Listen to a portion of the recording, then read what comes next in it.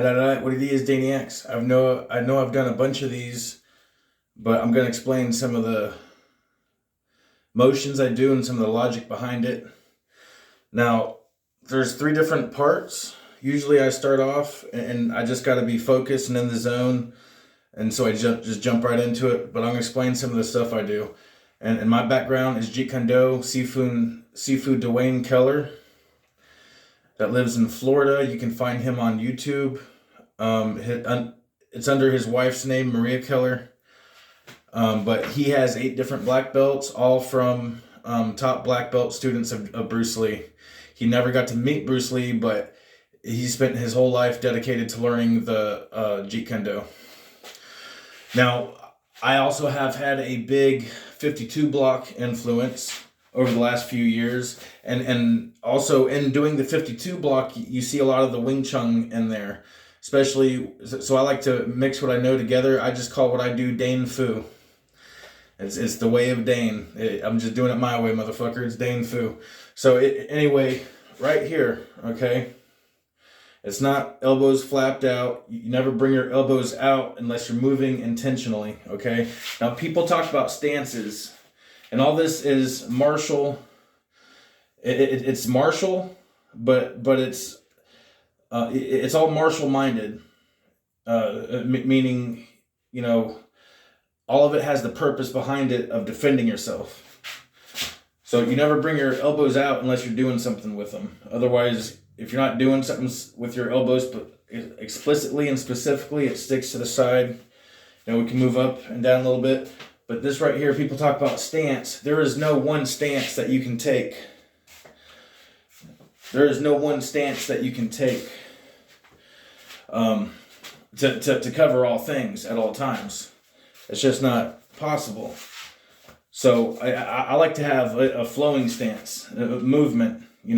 People will come in there just kind of like, the less movement you have, the easier target you are to hit, regardless what you're doing. Anyway, So for me, it's all about the triangles. Okay. So you have the triangle. That's the strongest shape in nature besides a circle. You put a bunch of triangles together going around, it'll make a circle. So a triangle is a fractal representation of the entire circle. So I like to have flowing triangles. And look, this right here is your pointer. And also you can have it on the backside. I like to go on the backside a lot. On the backside, because to do anything, to go past your hand at all, you have to go past it anyway. So you might as well start off back there. And it makes anything you got to do back there instantaneous instead of, well, you just go flat. And that's another thing. You go flat. So you got all the X work. You got your X's right here. And what's an X? Each X is 4 triangles put together to make a box. But if you round it out, it's a circle, And so what's the difference between X and Y? This right here is the difference between X and Y. You have your Y's and you have your X's. And your Y, what is that Y also? What is that Y? Right here, it's a triangle that way and a triangle on the opposite side. It's 2 triangles. Okay, and you have your flowing triangles right here. And me, I don't like, just like you don't want to have your elbows leaving off your side unless you have to, I don't like my hands to not be touching each other unless I absolutely have to. I always try to keep my hands touching each other. Okay, and so if we're right here,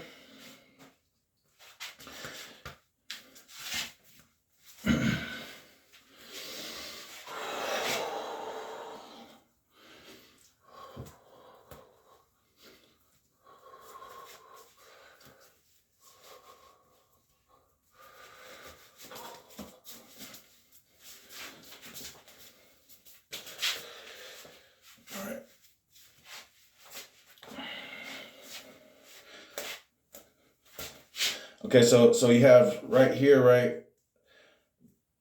That's with them in tight.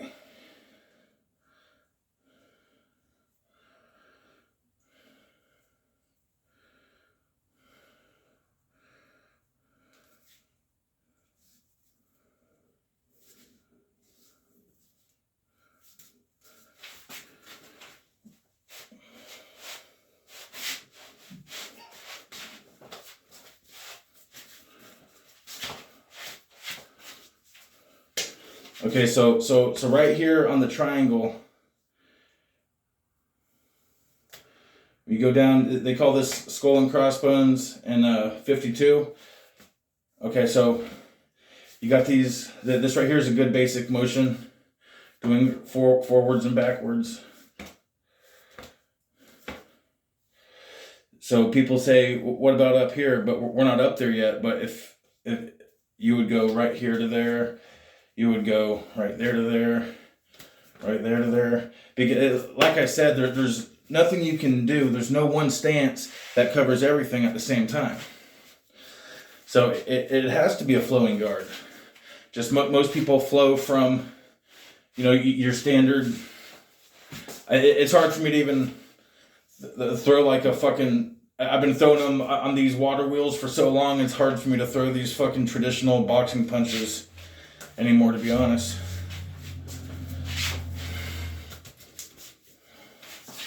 Then you got and I've had people be like, what's the point of even doing this? Okay, you aren't as familiar with your immediate space in relation to your limbs as you think you are. You're just not. When I say that these motions are to train your familiarity with your immediate space around you in relation to your body and limbs, okay? And everything I'm doing right here is without footwork, and it's very little. This is all just top trunk work right here. This is not. I'm not going to be standing right there still in front of someone. But when you do get to that point when you are standing right and still in front of someone, you're down to this, You're down to all these motions when you're right up here and close. Okay, so getting used to going around your own arm like this. And there's a bunch of drills. You can go like that. You can go palm up both ways. And the more intervals that you make, I was wanting to. See, at first you just keep one steady right there in center line and get comfortable going around it. See, right now I'm going to go top going around my arm. You want to do both. Like before I was hitting it with my wrist every time. Now I'm hitting it with the top of my wrist every time. And that's just getting that familiarity. You think you're familiar with your limbs and how to move them and stuff. But when shit gets all crazy and it's all in close, I promise you, you're not as familiar as you think you are with your immediate space around you.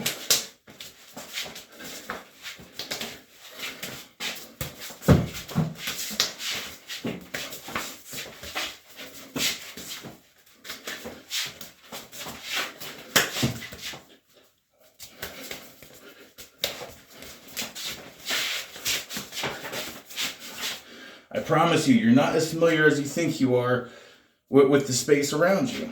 All right, it's what people are like. Why are you even doing this kind of stuff? And that's why. It's just something that's come to me now. That's just part of it, the movement itself. Okay.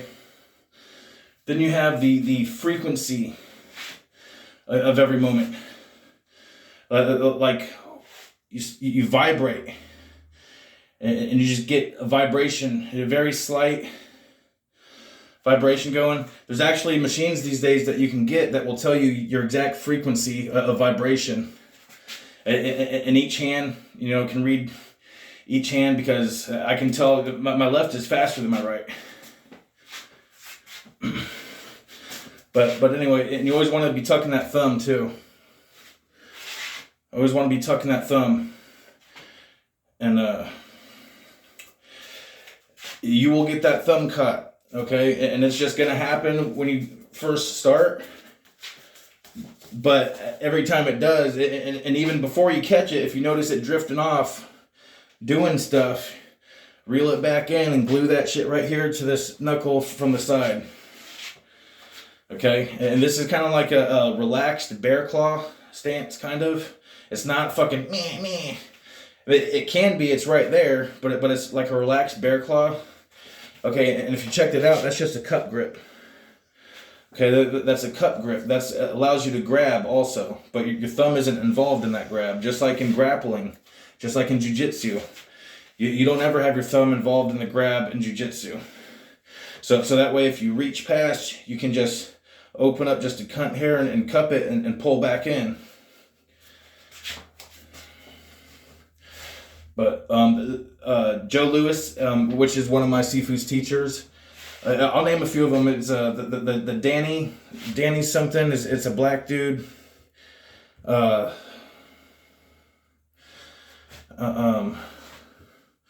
We had the Joe Louis, the dude that was in the Bruce Lee movie with him. I think one of the last movies, that big old, not the tall black dude, but the what's his name? Whatever. Look him up, dude. Just look at my Sifu. You can see, like, in a couple videos, he has all of his achievements and awards and certificates on the wall that he shows you. Anyway, Sifu Dwayne Keller, thank you. He helped me a lot. I do a lot of stuff that's totally different that he would call concepts Jeet Kune Do, which he is very against. But I got my base from Sifu. And he really helped me with a lot of things, and I appreciate it, Sifu. So anyway, this is where I've been with it. And people are like, oh, well, like automatically when I lift, see there's different drills you do for the lift up, right? So okay, you practice it from a split right here, because people say, okay, you're very open right here. Yeah, you can cover up real easy right here if anything comes right there, but you're very open right here. But that's why you practice these right here. You go one, and this is keeping this one here, but bringing this one all the way up and quickly back down. One. And then the next one is meeting in the middle. The next one is the top coming all the way down and meeting at the bottom without barely moving on the bottom. So you go bam, bam, bam, bam, bam, bam. And so that gets you used to firing in sequence at, and you can even make it smaller than that. You can make it a 5-point. You could go 1, 2, 3, 4, 5, 6. 1, 2, 3, 4. Like the smaller increments that you make it, the more used to you get, and that's just that side. Okay.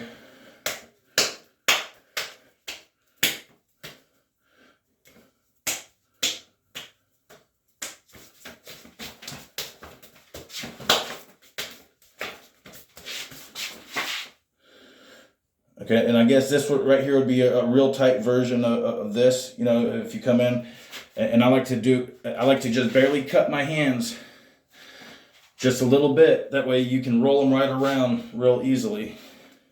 You just kind of keep them cupped like this. You don't want them perfectly straight out like that. Just kind of go with your natural cup. And sometimes you might have to tuck them fingers in when you're coming to the inside. That'll help keep your fingers from catching stuff. But, okay, so you can do it from the outside. Now, everywhere you're at right here, see, this is incorporating a couple different movement sequences together right here.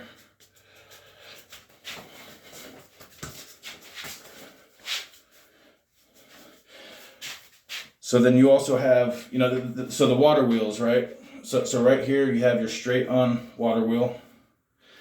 And it's very tight. At first you'll have a natural tendency to want to do like a big exaggerated motion, but so I have, look, I have a mirror, a 3-split mirror set up. It would actually be really cool to have like a big old 9-split mirror or something. If you had a big old wraparound mirror system, that would be cool. So you can practice in each one, but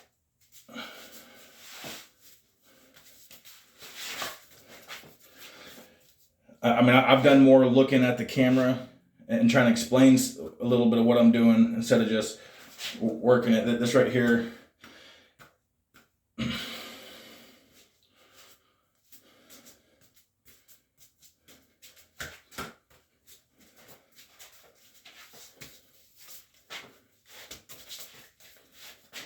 And what was some of the other ones? Yep, this one. Just getting used to these motions. Yep, just flowing in and out, and we can roll back and forth. We can go from the back to the front, from the front to the back. What's up? And everything's tight. I'm not out here all loose. Like I said, you do throw your elbows up doing certain things, but you always come right back down. That's your base. What was my Riri thing? So notice that the triangle, every triangle is right there next to the Y, which is on the X, which you can fill the box in with, okay? Now in Jeet Kune Do, which you probably got from Wing Chun, they like to split it into 4 sections. Now I didn't know this, but the Vikings did a similar thing, but they split it into 6 sections. They had 2 different. But that was also for sword fighting too, and that was sword going from high to low, and anything low, Wing Chun usually does with the feet. Not usually taking your hands down to your feet to do stuff, because that's dropping it too much.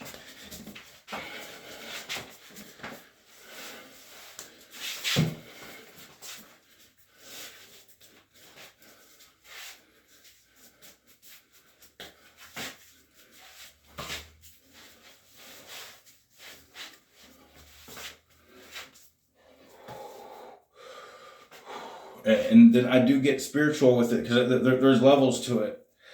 You know, I start, you start imagining the air, the thick with just spiritual essence. You know, just it's thick with woo. Give it a good woo dusting. You know, give it a good fucking. And I shit you not, I can feel that shit when I start. And then I fan it into me. And then I fan out. Then I fan it back in. You know what I'm saying? No.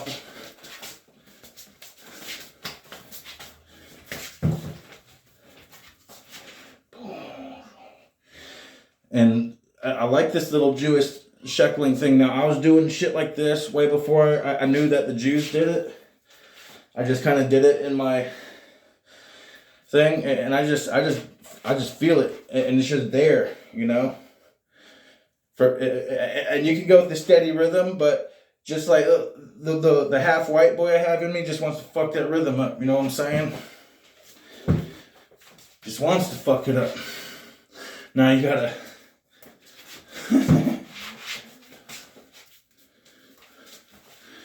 All right. What do we have here? What else? Just I was just talking through some of the shit, you know, instead of just kind of making weird sounds and growling, and just notice the triangles everywhere. Notice it, and you want to be comfortable anywhere you land, you know. But being comfortable moving around your own arm, you won't believe how much that helps you, giving you sensitivity and moving around other people's arms. Because all this stuff that I'm doing to my own arm right here, all I got to do is do that to their arm, and I got their ass. Because like I told you, that's that bear claw hook. Whoop!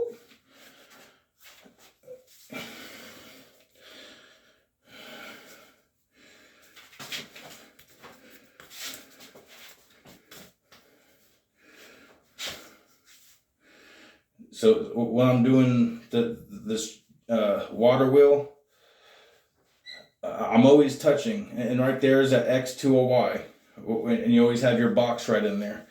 Your box is all your possibilities for all your triangles. Your box holds the circle. Okay, there's a box right here. You see the box? But there's a circle in there.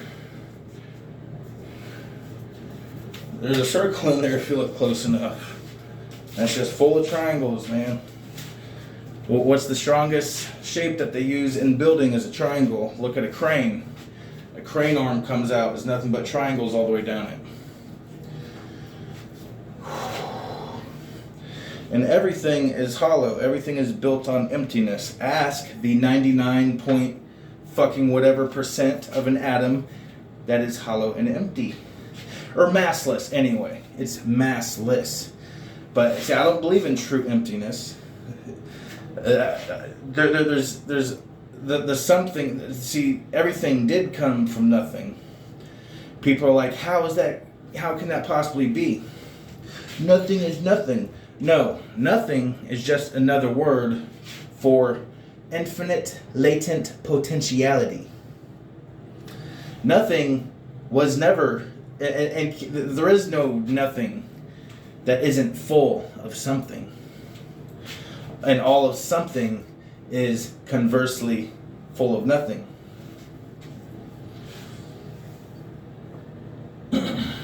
Everything you see, the world around you, is built on a scaffold of nothingness, motherfuckers. Everything you see around you is built on a scaffold of nothingness. 99 point what the fuck ever percent nothingness, y'all. Ain't nothing but a thing, homie. Like, you can fight it and deny it if you want, but irregardless, as one says,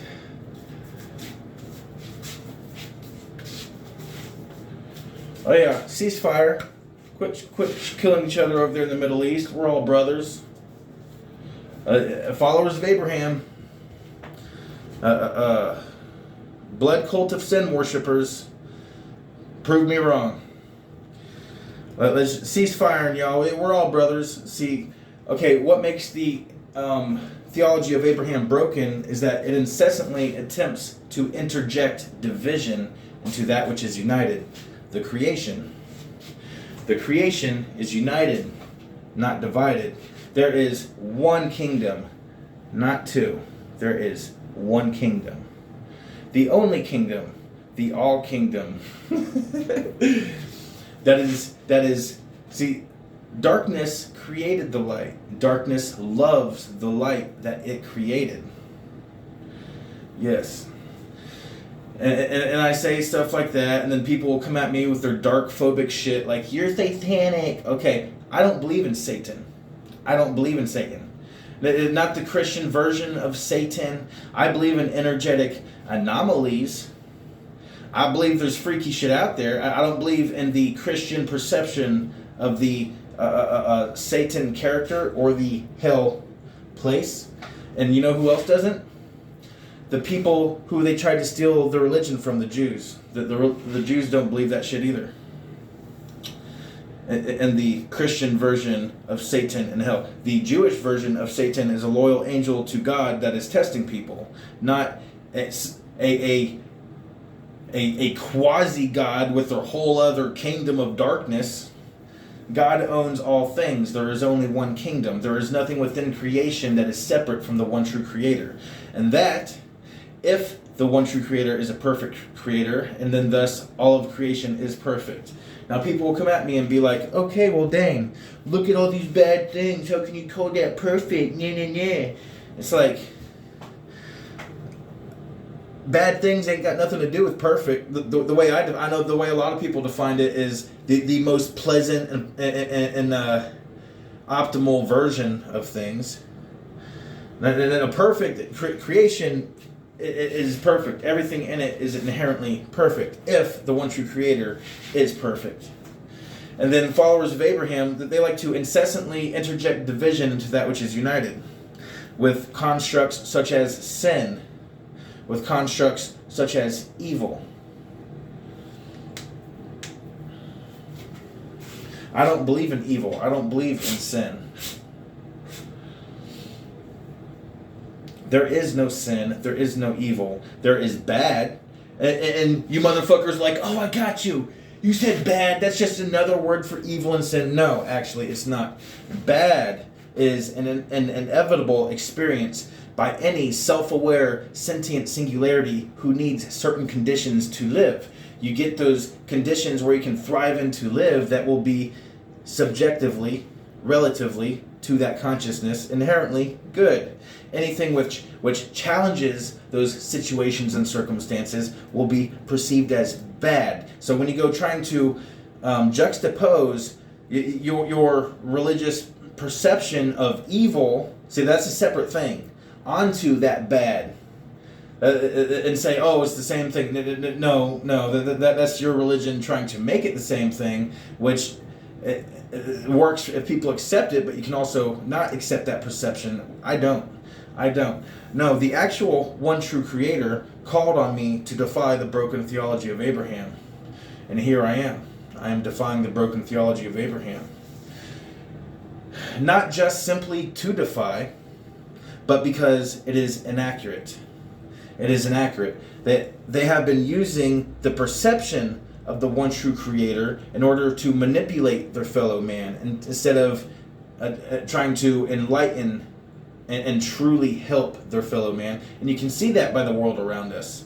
So those who have all the money and create the circumstances that we see, look at who funds everything. Look at who funds the wars, who benefits from the funding from the wars. So it is easier to control people when they are in fear, and especially terror. Terror really helps to control people. And that there are organizations who take advantage of this basic primal instinct to terrorize in order to override common intelligence and discourse. And here, okay, so every single movement can and will be and has been hijacked. Every single movement has been changed and hijacked. And that is what happened to the Abrahamic religions.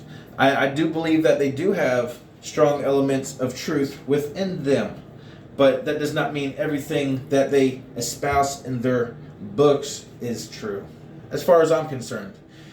And that there is no such thing as objective morality. There is no such thing. There is no morality aside from the subjective consciousness empowering that morality. And I have used the same argument for truth. A lot more people will go with me on the subjective morality. They'll say, no, there is objective truth. Oh yeah? Well, show me one of these supposed objective truths that you can confirm without a subjective consciousness, motherfucker. Show me. You can't. It doesn't exist. You need the subjective, you need another subjective consciousness to look upon this thing that you call truth and reality in order to confirm it. Booyah, bitches. So, I am the brightest night, I am the darkest light, and I am ascending, as are we all. The dark light is upon you. While you followers of Abraham bicker over who worships the one true creator, the most accurate and pure, there is another true believer.